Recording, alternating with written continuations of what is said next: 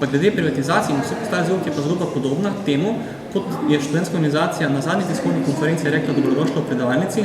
Danes smo dobili odpoved v zvezi z najemom, zaradi tega, ker opozarjamo na nepravilnosti na Univerzi v Mariboru.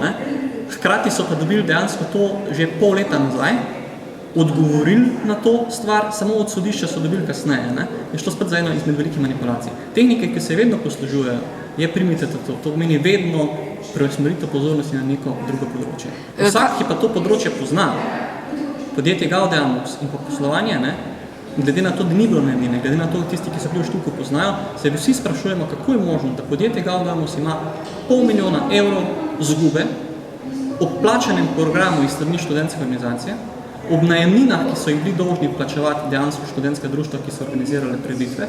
To meni naša društva, ki so organizirale brucovanje fakultet, so bile dolžne plačevati najemnine za prostore, ki jih je univerza oddala brezplačno.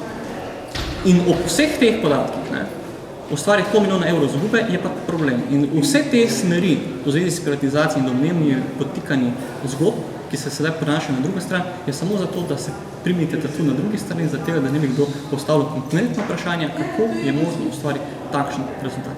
Jaz bi samo vprašal, koliko je študentska organizacija v zadnjih letih namenjena za dokapitalizacijo Gaudeamusa, to je bilo tu rečeno dostikrat, zdaj kup na rezultatu. Zdaj sicer konkretno številk nimam, vem pa, da vsaj ne povejo tisti, ki govorijo o teh stvareh univerzi polne informacije.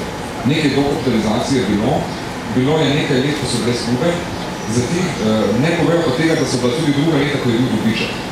In dobiček, ki je bil ustvarjen, ga ni študentska organizacija imala ven, pač pa ga je kot dokapitalizacijo pustila v društvi in zaradi tega tudi ni prišlo do takega škodovanja premoženja, kot govorimo o univerzi. Bom visoko verjel, če bo na začetku 10, da do teh 10 s dokapitalizacijami iz dobička povečamo na 100, pa se je potem zgodilo teoretično 50 zgube, da še vedno premoženje osnovno ni bilo škodovanje.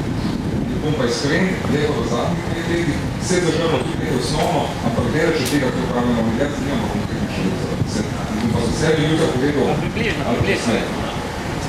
Jaz mislim, da je številka skupna univerzitetni strani tista je pravilna, po drugi strani pa mislim, da je bilo okrog 300 000 € dobička na pozitivni strani, ki se kompenzira med samo.